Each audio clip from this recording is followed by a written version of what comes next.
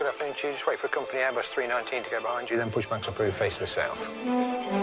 London Heathrow, Europe's biggest and busiest airport, transporting more than 73 million passengers every year. Just your passport, please. That's fine. How many passengers? 6. This is so big, this is so complex, it's Gatwick on steroids. With the flights taking off or landing every 45 seconds, Heathrow is operating at full capacity, and there's no room for error. You know, if Heathrow sneezes, the rest of Europe and the world catches a cold. We could have blown something, is that what you're saying? Even the smallest problem can cause chaos. 915 and 919 have been cancelled. Nothing is landing, nothing's taking off. And cost the billion-pound business a fortune in fines and lost revenue. The responsibility is huge, can get extremely stressful. This series goes behind the scenes. This is the bit no one sees. To follow the hidden army of staff, working against the clock to get thousands of planes away on time. It does give you a rush. Just watch his tail, guys. Wow, look at you. The size of a small city, Heathrow has its own police force. Excuse me, sir. Can I ask you to come with me, please? Hello. Paramedics and religious leaders. From the cleaners and baggage handlers Now, we're not going to run over me toes. to the air traffic controllers and CEO. Hi, nice to meet you. Executive. Everyone has a vital role to play All good, clean fuel. in keeping Britain's most famous airport flying. It's in the hands of God, really.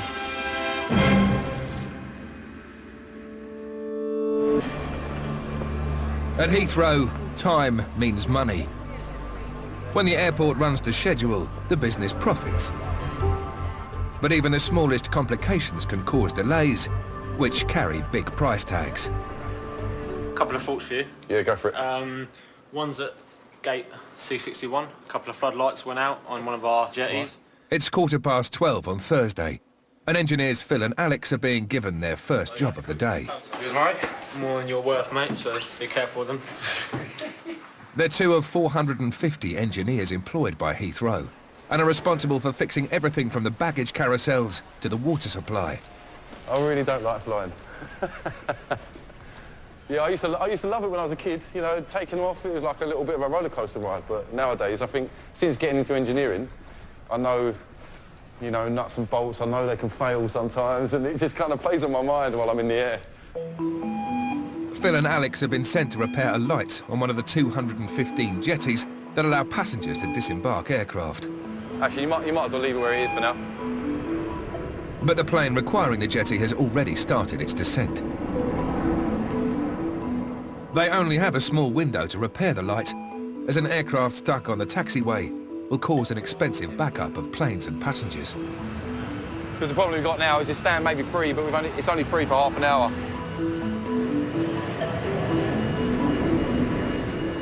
You got an adjustable? My stand just filled from T5 Engineering. We're only going to be about another 5-10 minutes tops. Is that okay with you guys? Are you working under pressure so the airport can carry on running? It makes you thrive sometimes, you know. And I think, for me, I wouldn't say I handle the pressure well, but I just like a bit of pressure put on me. I seem to get results better, you know. Not too much, obviously, but, you know. With only minutes to spare, Phil connects the power. Yeah, lights on, yeah. And gets the jetty light working. But nothing at Heathrow is that straightforward. Nah, 554. Well, we've done the lamp, but we've now encountered another problem. And we've got the air bridge stuck out on the apron.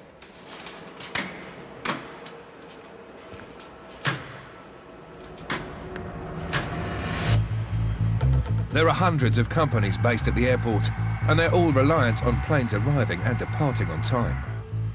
Phil and Alex are in danger of throwing them out of sync, costing Heathrow thousands. This is what I don't understand. All we've done is fit that new lamp. I don't understand why we haven't touched anything else. So we could have blown something, is that what you're saying? What's your priority here? Just to get the stand clear so they can get the plane on it. Whatever we did with fitting that lamp has knocked out the air bridge because we've got no drive.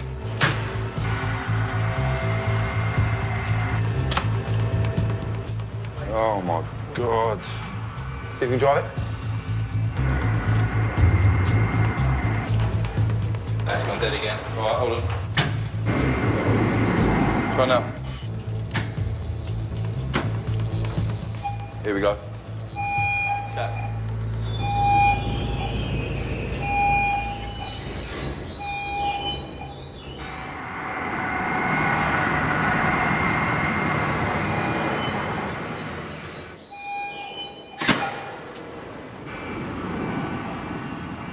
Yeah, well, that's what I mean about pressure. You know, you got all these different sort of companies that are waiting, standing around waiting for that plane to land and come in, and then all the pressure's on you because the bridge isn't working. So yeah, you kind of, I mean, it's good in one way, you know, but sometimes it's a bit, oh, bloody hell.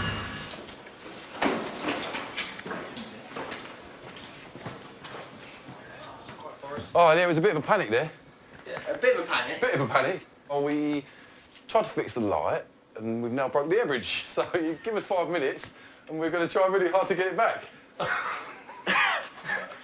Not our fault. So glad I picked that job for you. Philippines 720, contact ground 121.7. Super 295, hold position, contact ground 121.850. Over 200,000 passengers pass through Heathrow's doors every day. With a start time of on the hour, I'll call you back then unless it improves. The airport is constantly striving to attract more business. But only having 2 runways restricts the number of flights that can land. Speedbird 556, runway 27 left, clear for takeoff, service in 340 degrees, 10 knots. To solve this problem, Heathrow has invested millions of pounds in helping to build bigger and bigger planes. This Qantas A380 has just landed from Sydney and never fails to turn heads.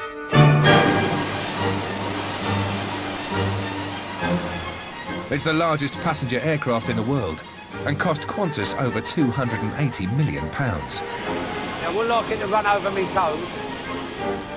The A380 is 280 metres wide and 73 metres long, the equivalent of 2 blue whales lying nose to nose. Bye-bye. Crucially, the huge plane can carry 520 passengers, nearly 100 more than its closest competitor. But getting these giants of the sky turned around between landing and takeoff poses new challenges for Heathrow's staff.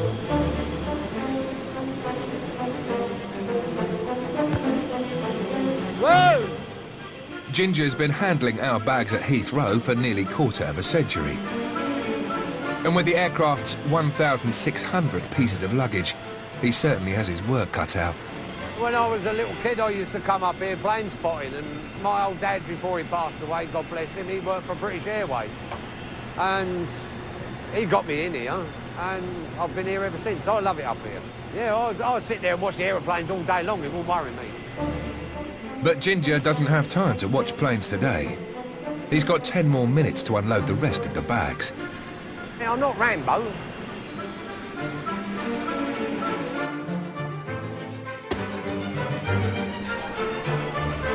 As the bags come off, the fuel goes on. And the A380 is a thirsty beast. Its tank can hold over 320,000 litres, costing more than £120,000.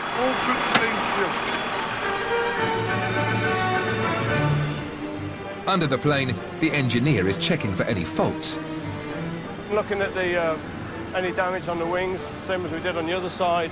Anything that's missing, anything that doesn't look right. While an army of cleaners has been dispatched to make sure the aircraft is looking its best. They don't have long.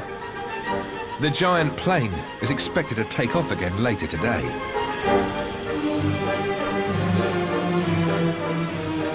We've got to work to the departure time. If the flight goes late, then there's fines to be paid.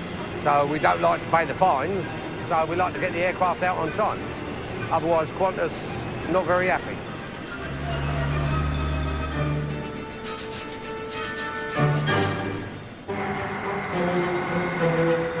This A380 arrived from Sydney a few hours ago, and its outbound passengers are already checking in. You're seated together?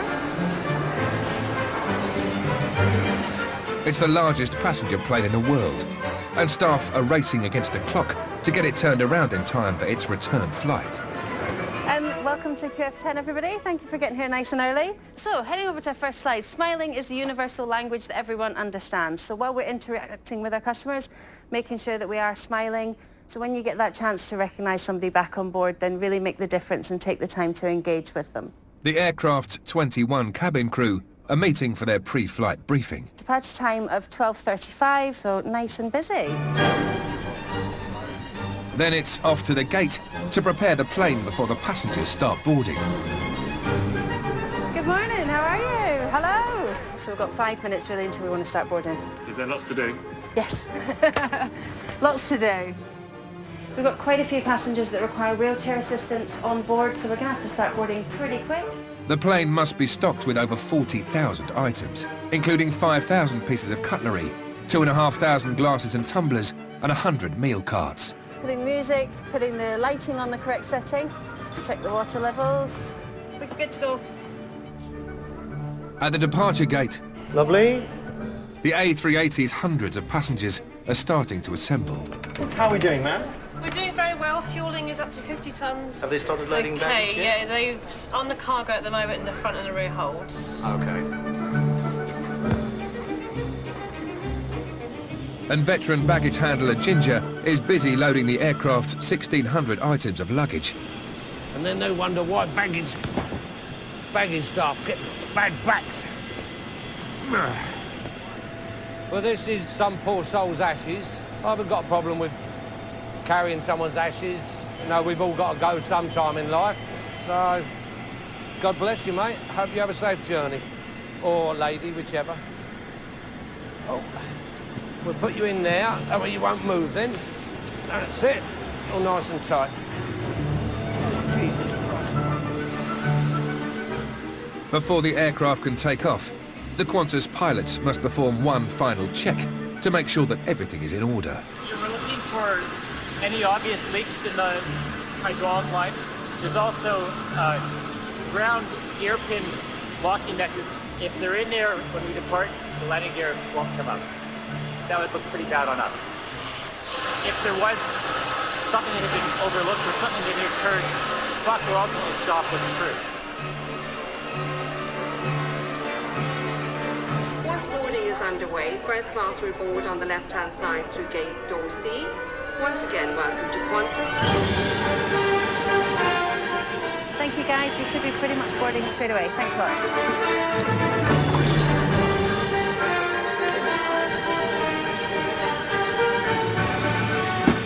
Bye-bye. Thank you, sir. Just first door on the left. Lovely. Welcome. Thank you. That's everybody on. On time.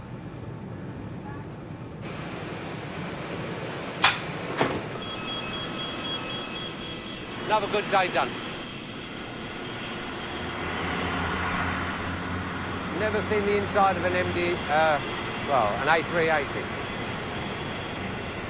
No, the only way I think would probably is either win the lottery or get a PPI payout, I suppose.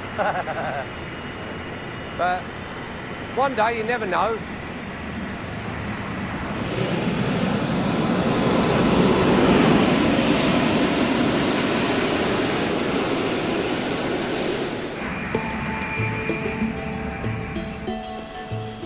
Last year, Heathrow received 73 million passengers, and with even greater numbers expected in 2015, the airport is feeling the strain. Heathrow operates at full capacity. Every 45 seconds a plane either lands or takes off throughout the day. That doesn't happen at any other airport in the world. And the challenges that brings is that if anything goes wrong, then suddenly there's a huge knock-on effect. And there's quite a significant cost to us if we don't get it right. To relieve some of the pressure, Heathrow has spent 4 years and £2.5 billion demolishing and rebuilding a new state-of-the-art Terminal 2. Our job as the airport is to make sure you can get into the airport, through the airport and on your way as quickly as we can. And that's what we've done here with Terminal 2. And with so much money and Heathrow's reputation at stake, it's imperative that the new Terminal 2 is a success. This morning, at 1 minute to 6, it will be receiving its first passengers. We're going to be making a little bit of Heathrow history, which is pretty exciting, a wee bit daunting. In the control room, Fiona, the head of passenger experience, is giving her team one final pep talk. Good? Yeah, we're good to go. So we're just waiting on the first flight now. I'm feeling apprehensive. We're getting the first flight in and the first flight out. That will be, I think, a bit of a comfort. But to be honest, we want the whole day's schedule to go without a hitch. So until 2100 this evening, we've got our 2 last arrivals, and that's the point I think we can take a sigh of relief. Central's open for business. People are checking in. First flight's in at 5:59, so 1 hour's time. Service team leader Demetrius is looking out for anything that could derail the day's events. Control, medic 1A. There's probably going to be a bit of nerves about, but this is what we've been working for, so you can't beat it. There she is. It's our first flight coming in, United from Chicago.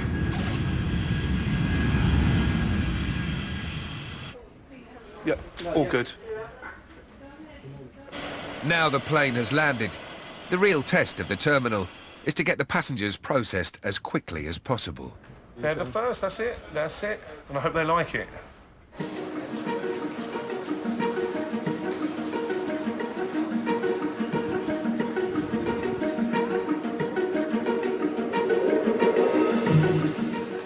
Planes are moving, which is great, the passengers are moving, there's no queues in check-in and the bags are moving, so that's what we needed to happen. So thank you for what you're doing down here. Terminal 2 Service Centre, can I help you? But no terminal at Heathrow can rest on its laurels. We've got the inbound United flight, which is coming in at gate 43. It does mean a hell of a lot to me. I've been here since the beginning. It's fresh, it's a new start for everyone. So yeah, I'd say Terminal 2 will be the best in the world. But as you can see, the terminal's running fine. All we need is one small thing can generate into a massive incident. Anything can happen at the airport.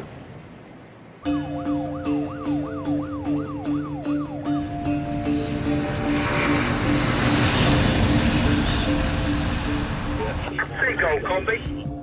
Safety is the #1 concern at Heathrow Airport, and the Airside Safety Department are responsible for maintaining it. Roger.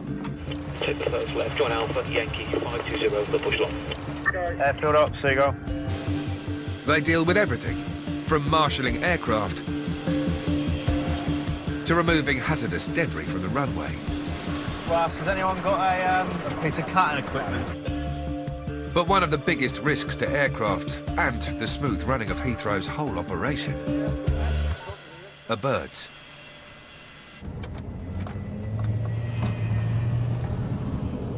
Tower Seagull's entered runway 27 right behind the departing A319. Seagull has vacated, thank you. It's 2:30 on Monday, and Mark and Jeff from Seagull Team, the specialist bird unit, are tracking a rogue kestrel spotted over runway 2. The birds are a big danger to the aircraft. If they were in the wrong place at the wrong time, got ingested by an aircraft, damage the engine enough to bring the aircraft down. There he is up there. Airside Safety have a number of tools in their arsenal to fight against their feathered foes. So I can get out of the vehicle and stand there flapping my arms, which is quite effective. Got the horn of the vehicle, it's another good effective one. You pull up, sound the horn and the birds will disperse. Even just clapping your hands or... Clapping your hands. Banging the car door, it's quite effective. And we've got you, Jeff.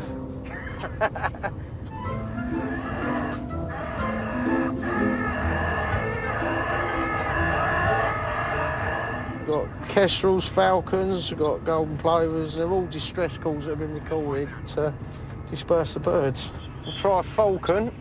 It's a larger bird of prey. See if we can disperse them using that.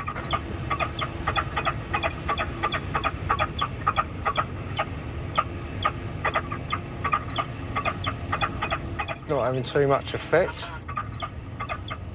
It's a bit of a battle with the kestrels. There's quite a few here now at Heathrow. We believe it's the voles in the grass areas that they're being attracted by. So they tend to move off and then we'll find them further down alongside the runway somewhere. There he is up there. Is that the same one? Yeah.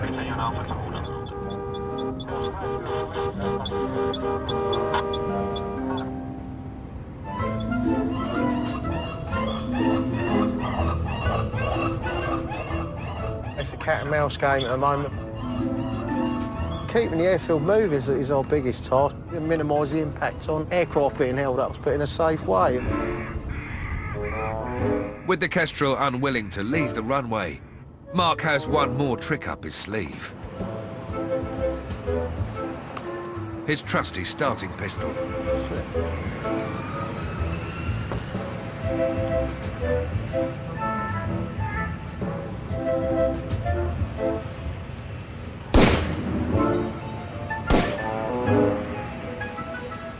As you can see, the bird's been dispersed away from the aircraft, which is all good.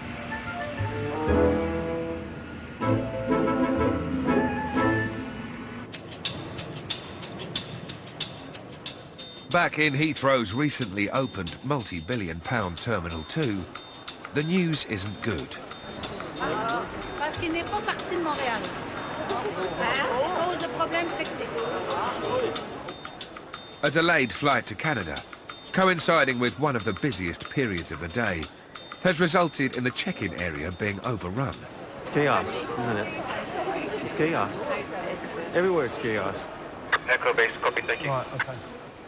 Demetrius has been dispatched to deal with the unhappy passengers. Right, so you need to check in on the self-service machines, Yeah, get we your tried baggage that, tagged. it didn't work. So then you stand here and wait for you to go to the check-in assistance desk, just behind this gentleman here. Thank you.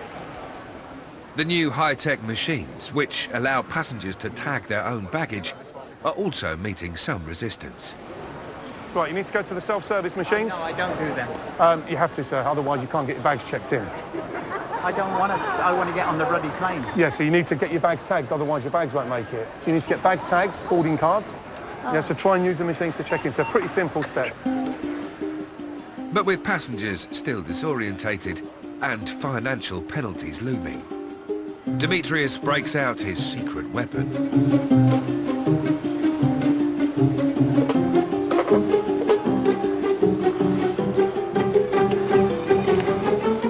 Perfect. Out here, one objective, get them in that line and get their bags sent down because we've got more to follow. So, yeah, you sort of like get into a zone and you start focusing. You know what to do. Just get on with it. I'm going to send you some passengers. Sir, go to my colleague there in the white shirt. Keep them going that way. Chris, they're coming behind you. This way, please. They're coming to you now, my friend. This way, please. This way, please. Tag bags. Sir, tag bags to this side. Thank you. Thank you. Thank you. Thank you.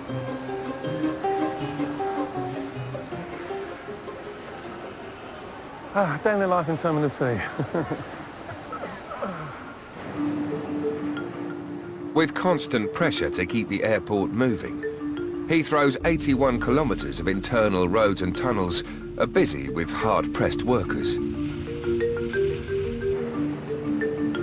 The airport tries to maintain a balance between speed and safety by imposing strict speed limits. It's just to ensure people slow down is the aim of the game. Not out to catch anyone in particular. I'll see you down there, mate. Enforcers Dan and Steve are on their daily hunt for airport drivers who are tempted to break the rules.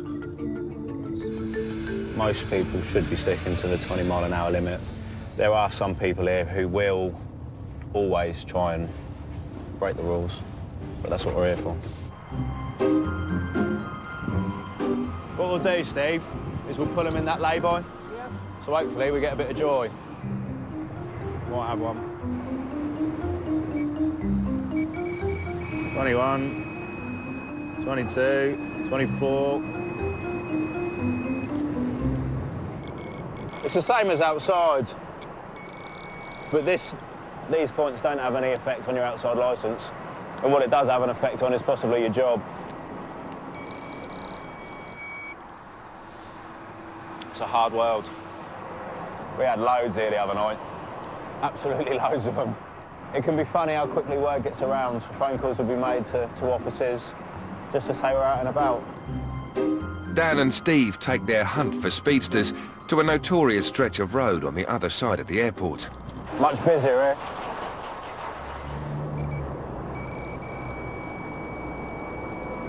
Right, 39's a bit wrong. Hopefully it stays on the camera until he gets here. Afternoon, sir. Speed limit in the tunnel? 39. SI driving permit and blue pass, please. With their first ticket in the bag, business really starts to pick up. Number 2. Speed limit on the SI drive? It's 20, isn't it? 36 and going. But I took the finger off. All right? 36 miles an hour. I do feel for people. There's always a finger of blame to point at someone if an aircraft's late. You are under a lot of pressure, and the last thing you need is someone in a high-vis jacket pulling you over, telling you that you've gone 6 miles an hour over the speed limit. But I've seen videos from the police say 6 miles an hour can make all the difference when you go into someone's. He was not a happy bunny. He thinks we should have better things to do. Eh? He said he thinks we should have better things to do. And why have we picked on him when we've let so many other people go? But yeah, real attitude problem, that guy. I don't understand why people get upset and annoyed. Everyone's got a job to do. Right, let's see if we can get one more.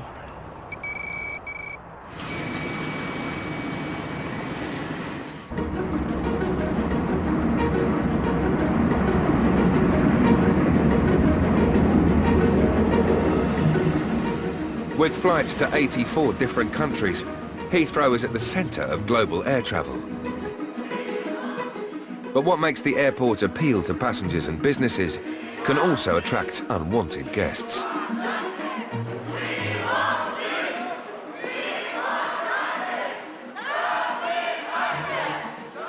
It's midday Tuesday, and protesters have turned up in Heathrow's new Terminal 2 to demonstrate against the terror group ISIS.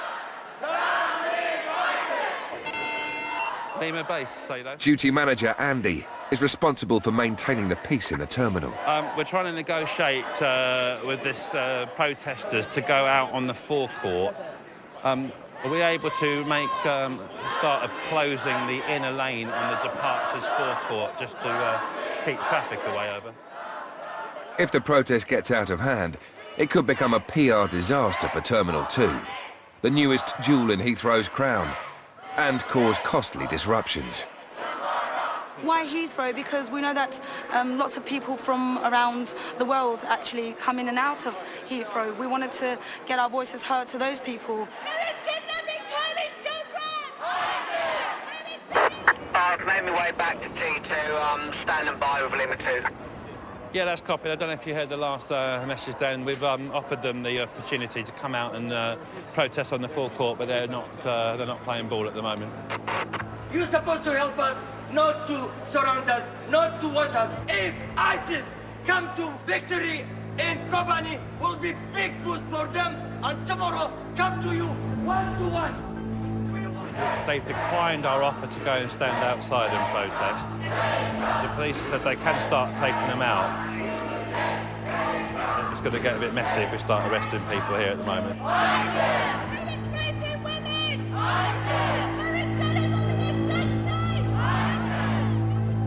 Heathrow doesn't allow protests in its terminals and can eject demonstrators. And he has a difficult decision to make.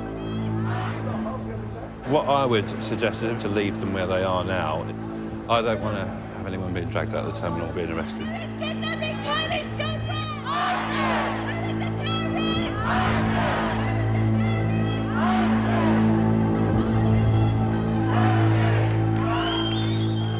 Andy's gamble has paid off. The demonstrators leave peacefully of their own accord. Thank you.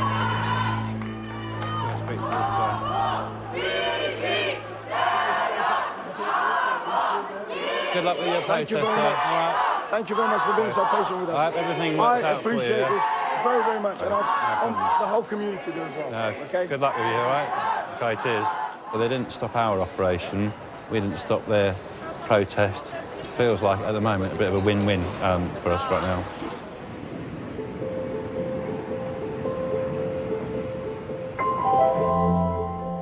Speed 115 straight ahead, hold short link 13.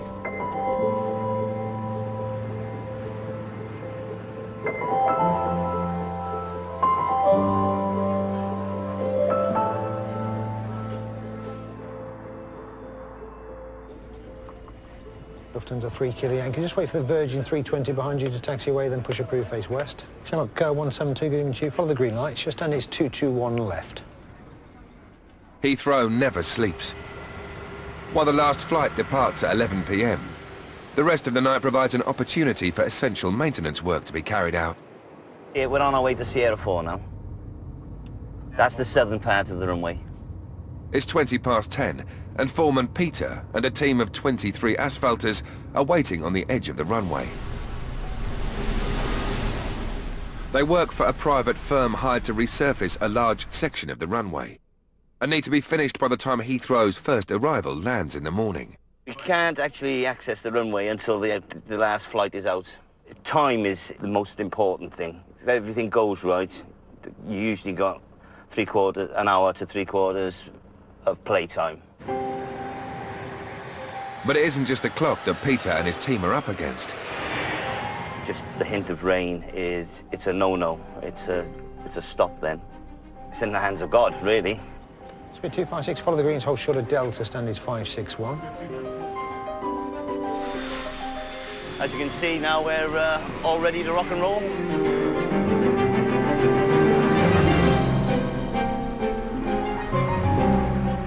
Not finishing the job on time will incur severe financial penalties.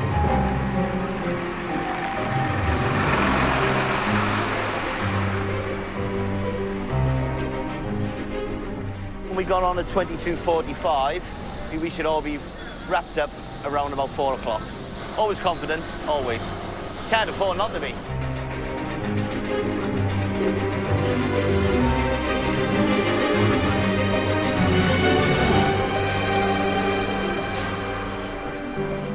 In their 6-hour window, the team must lay over 285 tons of asphalt. But it has to be perfect. If there's a weak spot, an aircraft will find it. You know, if a plane will found a void, the weights that the plane, the wheel's carrying, it's just going to sink. It's just going to drop into a hole as such. And a sudden jolt, people can lose their seats, get thrown about in the aircraft. It's not good. Unfortunately for the asphalters, bad news is heading straight for them. This wind is getting up. Although the rain is not due until 4 o'clock in the morning, it feels as if it's not far away at the moment. If it does rain, we could have problems. While Peter's team take their chances with the weather, elsewhere, Heathrow's police detachment is taking no risks when it comes to security. Clear safety zone.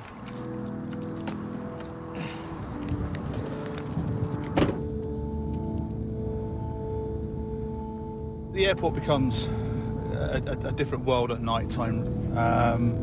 It's just got a different feel to it, really. The whole night is different, I think. The airport's 24 hours. It doesn't close down. It's not like other airports where they lock the doors. There's a hell of a lot that we don't know. I mean, there's so much to Heathrow. It's just massive. It's huge. And there's still lots and lots that we don't know. There's still roads that we don't know. Every day you're finding a little door here. Where does that door go to? The officers are looking for anyone who doesn't have a legitimate reason to be at the airport. Need to move off, please. Thank you. We don't allow any vehicles to park on any of these roads leading into the terminals. There's obviously a security threat. Their patrol includes a sweep of the terminals, which, unlike the runways, remain open all through the night.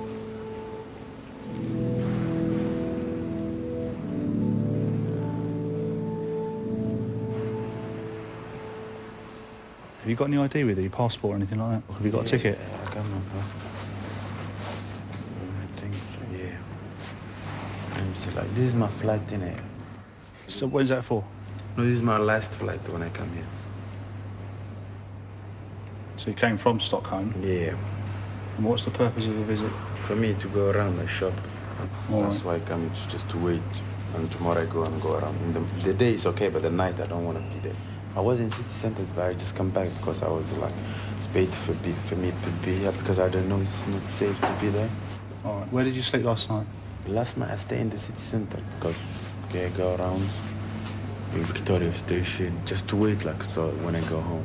Okay. Are you homeless at the moment, mate? What do you say? Are you homeless at the moment? No, I'm not. Okay. Keep your head down.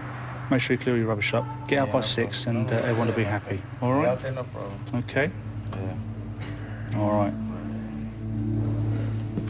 Do get a lot of people that are homeless, haven't got anywhere to sleep, really. They do bring with them their own suitcases and bags with the intention of looking like a bona fide passenger. It does attract a lot of homeless people. It's warm, it's dry, there's facilities to use, and if we can assist them in any way we can, we will. But obviously it is an offence against the Heathrow bylaws, which we are here to enforce. Are you homeless? No, really. Have you been in contact with any social services at all? No. You got money with you? Not yet. You haven't got any money? No. Where'd you sleep last night? Here? No, no, it's not with me. No, hostel. You don't believe me?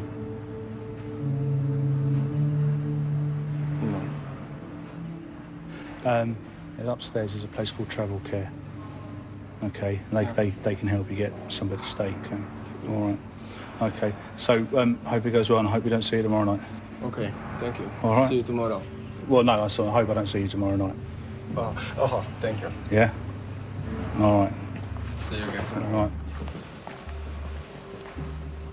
A lot of the time they're just left to have a little sleep and then sent on their way. Now those are the guys that are pretty much okay.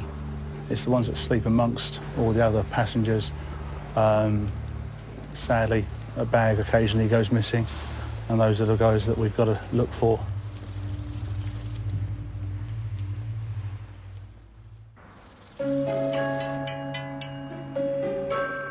It's gone midnight at Heathrow, which means the appearance of a number of employees who only come out at night. Mary has a big task to complete before the airport can open for business. I mainly take care of all the chairs in the airport. Getting them done on time is the big thing. Got to finish this all by 4:30, because customers start coming before 5 o'clock. How many chairs do you clean in one shift, Mary? Oh, now, I couldn't even tell you that, darling. I never count them as such. I never have time to count them. I just keep going like this. It's very important, actually. Even when you go anywhere, restaurant or even in the underground, and before you sit down, you look at the chair. So we try and keep them all looking good. It's nice when you see them done. Job satisfaction, you know, when you've got them all done and they look nice. And when you have no complaints. That's the best part. That's it, one section done. Next one. While Mary continues her work inside, outside the terminal, the runway is being resurfaced by a team of asphalters, overseen by foreman Peter. We get them out of this area, Dan. Let's go up there somewhere. It's 2:30 a.m. and they need to hand back the runway in time for the first plane to land. Or there'll be heavy fines to pay. But their worst fears have just been realised. Well, as you can see now, it's starting to rain and it's getting heavier. The rain was forecast for 4 o'clock in the morning, and it's come an hour and a half earlier. Weather's weather. Can't help it, can we? Rain stops the asphalt from sticking to the runway and can create dangerous cracks in the surface. But with the top of the runway already exposed, the asphalters must fill in the hole before the rain gets any heavier. This is when all their skills come into action. Fingers crossed.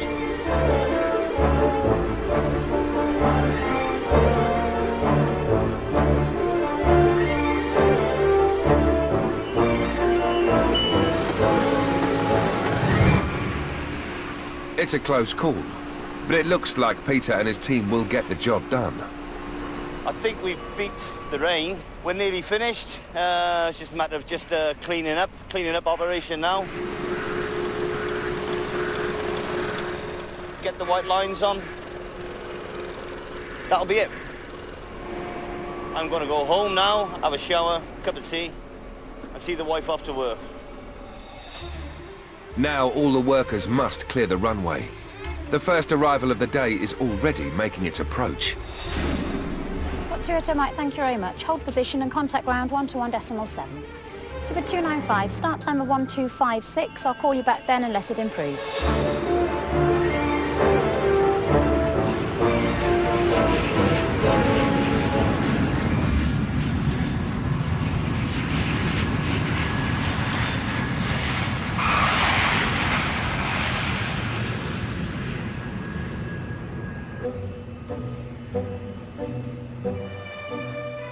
Heathrow's £2.5 billion Terminal 2 received its first passengers earlier in the year. This morning, the terminal is reaching another milestone as staff prepare for a special visitor. 2 things you don't do. 1, don't touch. Second one, don't offer your hand to shake. She'll offer her hand if she wants to shake your hand. The Queen is coming to officially open the building, as she did with the previous Terminal 2 over half a century ago. It gives me great pleasure to inaugurate this terminal and to name this building Queen's Building.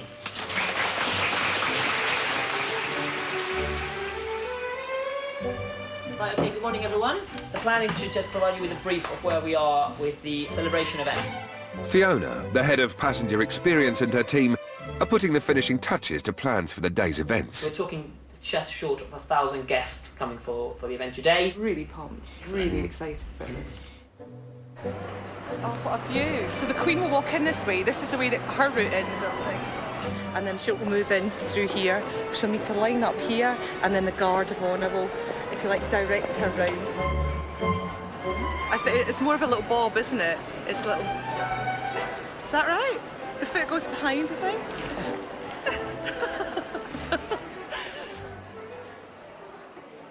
You just need to come up to the Queen because she won't come to you. On such an important day for the airport, Heathrow's CEO, John Holland Kay, has an additional reason to be proud. Thank you very much. I've got my 2 daughters, and the younger one, Emily, is going to be presenting the posy to the Queen. And this is something that we did 59 years ago when the first Terminal 2 was opened. And the daughter of the airport's minister gave her a posy. And so we're repeating that. We're doing a rehearsal because I'm gonna give the Queen some flowers. Do we look evenly spaced? Are we a decent lineup? We're a bit ragtag and bobtail? Oh wow, she's got the most amazing colour on. She looks sensational.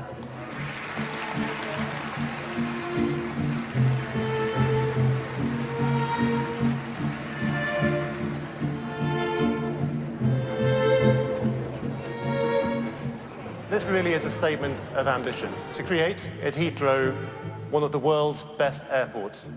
That sense of duty is one for which we take inspiration from one of our most frequent flyers, Her Majesty the Queen.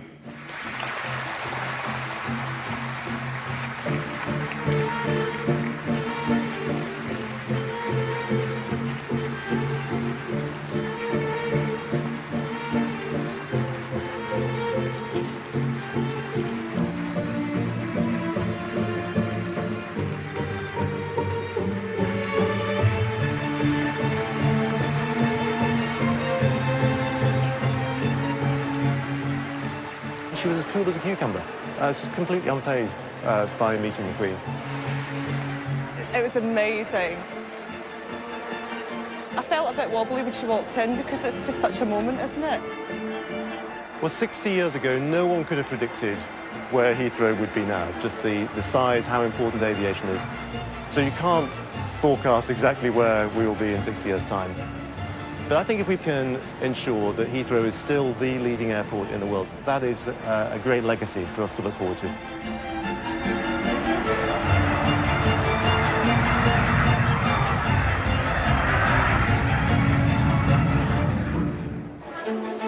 Next week, the hunt for missing passengers. Air India, ma'am. Just here for the Air India flight. Still searching, Mona, still searching. The battle to keep Heathrow safe. Everyone seems to think they're being picked on. That's always the first question you get. Why me? And making a living from the airport's famous faces. You just look at the camera for once, please, Kylie.